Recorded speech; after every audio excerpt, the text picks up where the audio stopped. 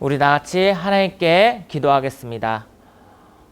좋으시고 거룩하신 아버지 하나님 감사합니다. 하나님 은혜 가운데 이 시간 성령님과 함께 하시고 늘 주님 앞에 나아가게 해주심에 감사드립니다. 어느 길을 가든 주님 성령 아버지 하나님께서 함께 하시고 지금 코비드19 바이러스로 인해서 이렇게 또 비대면 예배를 드리고 있습니다. 비록 주님의 성전에서 다 같이 모여 예배를 드리진 못하지만 주님을 사모하는 그 마음 가운데 아버지 하나님 오늘 이 예배를 통해서 하나님의 놀라운 은혜의 역사가 나타나게 해주시고 또 우리 통합부 친구들 모두가 다 아버지 하나님 늘 주님을 사모하면서 하나님의 꿈을 꾸고 아버지 하나님 코비드19 바이러스에서 성령께서 지켜주시옵소서.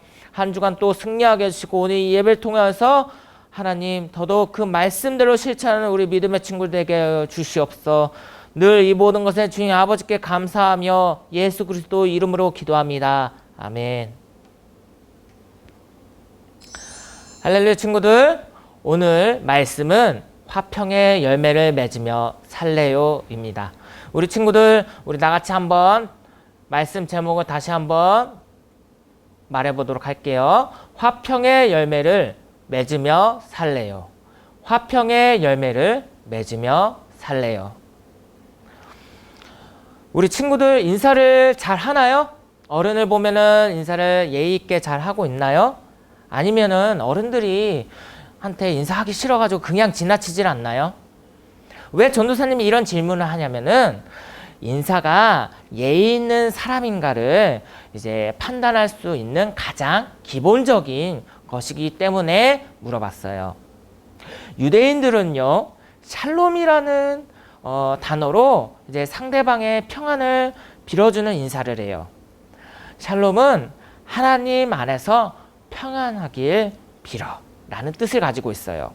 그래서 많은 세계의 하나님을 믿는 그리스도인들은 이렇게 인사를 해요. 샬롬. 하나님은 하늘에서 평화를 만들고 계시고 하나님을 믿는 우리들은 그 평화를 누리면서 살기를 하나님께서 원하세요. 하나님을 믿는 사람들은 의롭다 하심을 받았어요.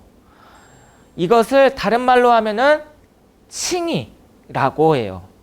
우리들은 예수님과 함께 의롭게 되어야 해요. 그것은 온전히 하나님의 은혜이고 그리스도인들이 예수님을 믿음으로 하나님과 함께 하나가 되면서 의롭게 되는 일이 일어날 수 있도록 하는 거예요. 바울은 이렇게 얘기했어요. 바울은 그리스도인이 예수님과 함께 의롭게 된다고 이렇게 말씀했는데 사람이 이롭게 되는 것은 율법의 행위로 말미암이 아니요 오직 예수 그리스도를 믿음으로 말미암은 줄 알므로 우리도 그리스도 예수를 믿나니 이는 우리가 율법의 행위로서 아니고 그리스도를 믿음으로써 의롭다함을 얻으려 함이라. 갈라디아서 2장 16절 상반절 말씀에 나와요. 예수님이 십자가를 지심으로 화평을 이루셨어요. 예수님이 십자가를 통해 하나님과 사람들을 화해시키셨어요. 예수님을 믿으면 예수님으로부터 오는 화평을 누리게 돼요. 이것은 예수님을 믿는 사람들이 누리는 축복이에요. 예수님으로 인하여서 우리는 화평해야 해요. 우리 친구들, 누구와 화평해야 될까요? 그 첫 번째는요, 하나님과 화평해야 돼요. 하나님과 화평하면요, 마음이 안정돼요. 하지만 하나님과 화평하지 않으면 어떻게 될까요? 어디에서나 이 마음이 불안한 마음 때문에 안정되지를 못해요. 그것은 그리스도인이 하나님으로부터 난 사람들이기 때문에 그래요. 같이 말씀을 봉독해 보도록 할게요. 말씀은 로마서 5장 1절의 말씀인데 화면에 나온 말씀을 우리 큰 목소리로 다 같이 말씀 봉독해 볼게요. 그러므로 우리가 믿음으로 의롭다 하심을 받았으니 우리 주 예수 그리스도로 말미암아 하나님과 화평을 누리자. 로마서 5장 1절의 말씀이에요. 하나님과 화평하기 위해서는 예수님의 도우심이 필요해요. 예수님이 함께 해주시면 하나님과 화평할 수 있어요. 하나님과 화평해야 온전히 나아가게 돼요. 하나님께 온전한 예배를 드리게 되면 늘 화평이 넘치고 마음의 불안함이 사라질 거예요. 두 번째로는요, 이웃들과 화평해야 돼요.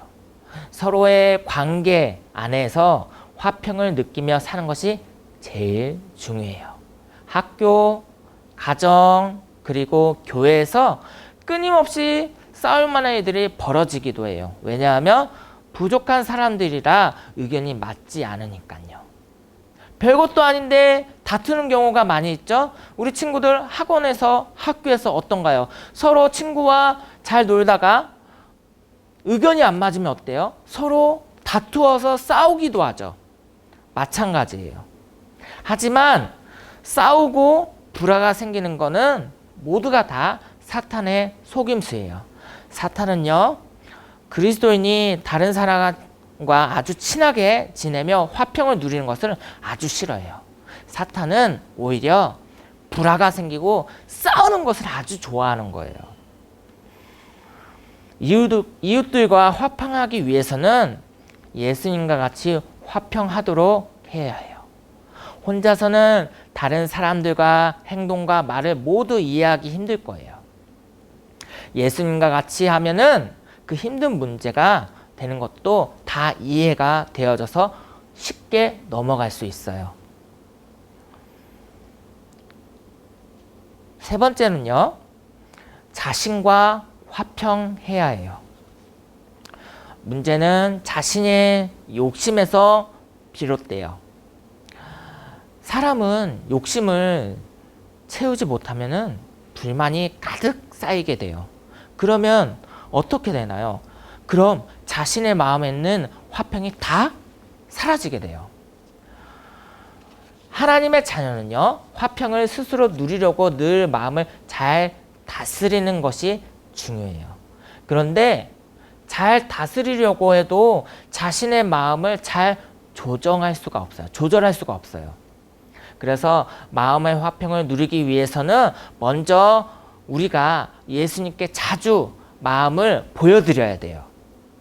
예수님의 마음을 잘 다스릴 수 있도록 말이에요. 예수님이 자녀는 먼저 자신의 화평을 누려야 좋은 분위기를 만들 수 있어요. 하나님의 영광을 바라보면서 우리 모두가 즐거워해야 해요. 생각해봐요. 하나님의 영광을 바라보면서 슬퍼, 화나, 이렇게 하면 될까요? 아니요. 하나님의 영광을 바라보면서 설레이면서 또 즐거워해야 된다는 걸 알았으면 좋겠어요. 서로 관계를 회복하고 화평을 누리면서 사는 것이 아주 중요해요. 사람과의 관계에서 평화를 누리지 못하면 결코 하나님의 기쁨을 누릴 수가 없어요. 하나님의 영광을 바라며 세상에 평화를 만들어 가야 해요. 그러면 자연스럽게 사람들의 마음이 변하게 돼요. 친구들, 하나님의 영광을 소망하며 즐거워해야 하는데 거기에 있어서 세 가지가 나와요. 첫째는요, 하나님의 영광을 바라보고 사는 것만으로 기뻐해야 돼요. 둘째는요, 하나님의 영광을 받으심으로 세상 사는 사람들이 더욱 평안해져야 돼요. 그리고 마지막으로는 예수님이 다시 오실 때 하나님의 영광이 나타남으로 궁극적인 구원의 계획이 완성될 수 있어요. 사람이 사는 곳에는 평화를 깨는 사건들이 아주 많아요. 때로는 주위에서 하나가 되지 못하는 일들이 있고요. 또 하나 되지 못하는 사람이 있으면은 그 사람을 불쌍히 여겨야 해요. 화평을 누리는 것은 사람의 힘으로는 불가능해요. 그래서 늘 예수님께 도우심을 구해야 돼요. 그리스도인은 예수님과 화평을 누리며 살 수 있어야 돼요. 우리 친구들 매일 저녁 잠자기 전에 누워서 하루를 생각해 보는 거예요. 첫 번째는요, 오늘 나는 다른 친구들과 즐거운 분위기에서 잘 지냈는지. 두 번째는 오늘 나는 다른 친구들과 썰렁한 분위기에서 지냈나? 한번 생각해 보는 거예요. 그리고 세 번째는 오늘 나는 어떤 기쁨의 말을 했을까? 마지막으로는 오늘 나는 어떤 짜증나는 말을 했나? 이왕이면 다른 사람들과 화평하게 잘 지냈나 생각을 해보는 거예요. 다른 사람과 화평하게 잘 지내면 모두가 좋아요. 반면에 분위기를 썰렁하게 하는 사람들 모두가 좋아하질 않아요. 그러니까 늘 자신을 한번 되돌아 봐야 돼요. 자신이 화평하게 잘 지내는 사람인가? 아니면 분위기를 이렇게 썰렁하게 만드는 사람인가? 알 수 있어야 돼요. 매일 스스로 조심하지 않으면은 자신의 입이 고장난 브레이크처럼 기분 나쁜 말을 할 수 있어요. 그러니까 늘 우리가 말을 조심해야 돼요. 우리 친구들 모두가 다 언제나 다른 사람에게 친절히 대하는 화평을 만들어서 나누어주는 사람, 피스메이커가 되어보길 바랄게요. 우리 친구들 모두가 화평을 이루고 화평의 열매 맺는 우리 믿음의 친구들 되길 바라요. 아멘. 우리 한번 문제를 먼저 보도록 할게요. 총 3문제인데요.